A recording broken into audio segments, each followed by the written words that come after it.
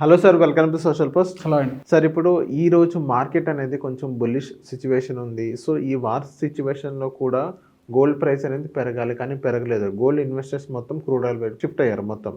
So usual market పెరిగినప్పుడు gold కూడా తగ్గాలి, కానీ ఇప్పుడు గోల్డ్ అంటే అలాగే అక్కడే కన్సోలేషన్ అవుతున్న సిచ్యువేషన్ చూస్తున్నాం. అండ్ నెక్స్ట్ ఫర్దర్గా గోల్డ్ అనేది 2 lakhs వరకు వెళ్తుందా వెళ్ళదా అనేది పెద్ద క్వశ్చన్ మార్క్. మీ అనాలిసిస్ ప్రకారం ఈ ఇయర్ గోల్డ్ అనేది 2 lakhs వరకు టచ్ అవుతుందంటారా? సో ఈ జనరల్గా మనం అంత కన్సిస్టెంట్గా కన్ఫామ్గా కూడా మనం గోల్డ్ పైన చెప్పడానికి లేదు. ఒకప్పుడు గోల్డ్ మీద ఉన్న స్టాండర్డ్స్ అనేవి లాస్ట్ ఇయర్ దాదాపు చేంజ్ అయిపోయినాయి. ఎందుకంటే గోల్డ్ అనేది అంత రిటర్న్ ఇస్తుందని మనం ఊహించలేదు. అలాగని చెప్పేసి అంత సేమ్ డే వొలటాలిటీ కూడా మనం చూడలేదు హిస్టరీ కూడా. ఈ సంవత్సరం ఇది ఆల్మోస్ట్ సిల్వర్ లాగానే బిహేవ్ చేసింది. సో గోల్డ్కు ఏదైతే సేఫ్టీ ఏదైతే ఉంటుందో ఆ సేఫ్టీ ఇప్పటికీ క్యారీ ఫార్వర్డ్ అవుతుంది. అంటే మరీ 8-9% కరెక్షన్ అయినప్పటికీ బికాజ్ ఆఫ్ ఆ స్పైక్ వల్ల అంత పెరిగింది కాబట్టి అంత తగ్గడం అనేది కామన్. బట్ ఇప్పటికీ ఏంటంటే ఇన్వెస్టర్ కొంచెం మెచ్యూర్ అయిపోయారు చాలామంది. అంటే ఏ అసెట్ అయితే బాగా రిటర్న్ ఇస్తుందో 1 yearలో ఇంకా నెక్స్ట్ 1-2 yearsలో అది ఇవ్వదు అని చెప్పేసి చాలామంది ప్రాఫిట్ బుకింగ్లోకి వచ్చేసారు. మీరు ట్రేడింగ్ సైడ్ చూసినా సరే, డొమెస్టిక్ ఇన్వెస్టర్ని చూసినా సరే, దాన్ని అక్కడ నుంచి ఎగ్జిట్ అయిపోయి మీరు అన్నట్టుగా క్రూడ్ ఆయిల్ కానీ లేదా వాల్యూగా ఎక్కడైతే ఐటీ సెక్టర్ దొరుకుతుందో అక్కడ వాళ్ళు ఇన్వెస్ట్మెంట్ చేయడం ఇట్లాంటివి మనం చూస్తున్నాం. ఆ సిచ్యువేషన్ చూస్తే గోల్డ్ అనేది తగ్గే ఛాన్స్ అనేది కనబడుతుంది. బట్ సెకండరీ ఇంకొకటి ఏంటంటే బికాస్ ఆఫ్ బ్యాంక్స్ బయింగ్ అయితే ఇప్పటికీ ఆగలేదు. కాబట్టి గోల్డ్ అనేది డెఫినెట్లీ గ్రో అయ్యే ఛాన్స్ అనేది ఇంకా ఉంది. ఇంకొకటి ఏం చెప్తారంటే ఎప్పుడైతే సరే ఒక హైట్కి రీచ్ అయిన తర్వాత డౌన్ అయిన అసెట్ ఏదైతే ఉంటుందో అది మళ్ళీ ఆ హైట్కి రీచ్ అయ్యే పాసిబిలిటీ అనేది చాలా ఎక్కువ ఉంటుంది. ఎందుకంటే ఇన్వెస్టర్స్లో ఆ నమ్మకం అనేది ఏర్పడుతుంది.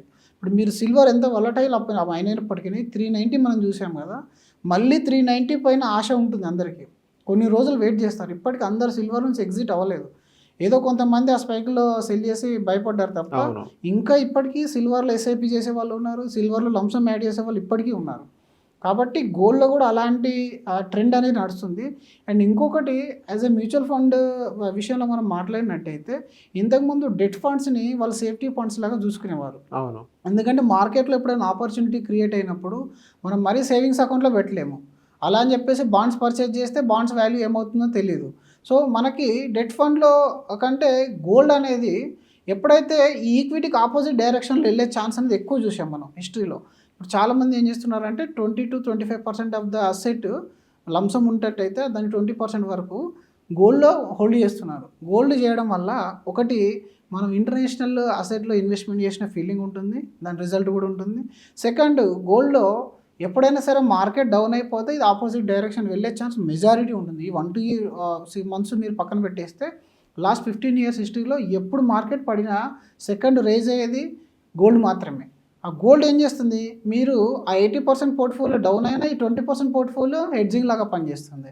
అండ్ మూడోది, గోల్డ్ అనేది ఒకవేళ కంప్లీట్ వాల్యూ మార్కెట్ పడిపోయింది అనుకోండి, ఇప్పుడు ఈక్విటీ మార్కెట్ పడిపోయింది, ఇప్పుడు మీ దగ్గర గోల్డ్ పెరిగినా పెరగకుండా ఒక లిక్విడ్ అసెట్ ఉంటే దాని నుంచి అమౌంట్ మీరు విత్డ్రా చేసి ఈక్విటీలో ఇన్వెస్ట్మెంట్ చేసే కెపాసిటీ అనేది ఉంటుంది.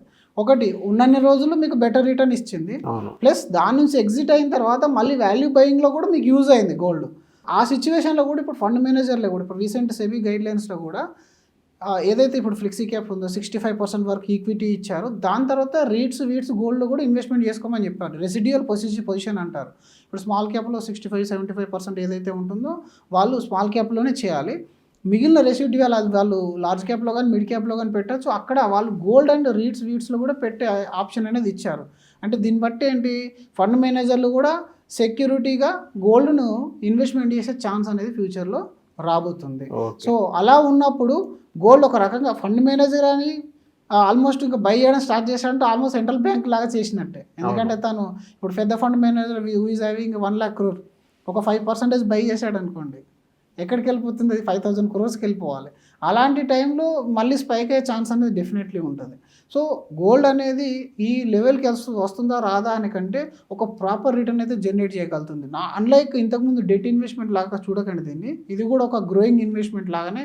అండ్ సేఫ్టీ అనేది always carries with gold. Okay, safety ఎప్పటికీ క్యారీ అవుతూనే ఉంటుంది. మీరు కనుక డెట్ ప్లస్ ఈక్విటీ కాంబినేషన్లో తీసుకోవాలనుకుంటే మాత్రం ఆ డెట్ ప్లస్లో 50% గోల్డ్ యాడ్ చేసుకునే అక్కడ 6 కంటే కొంచెం బెటర్ రిజల్ట్ తీసుకునే ఛాన్స్ అనేది డెఫినెట్గా ఉంటుంది. కాబట్టి గోల్డ్ని ఎప్పుడు కూడా ఇగ్నోర్ చేయొద్దు. ప్రాఫిట్ బుక్ చేసే ప్రయత్నాలు ఇప్పట్లో అయితే చేయకపోవడం మంచిది. Okay. So thank you sir, మా సోషల్ పోస్ట్ వచ్చింది. థ్యాంక్ యూ అండి.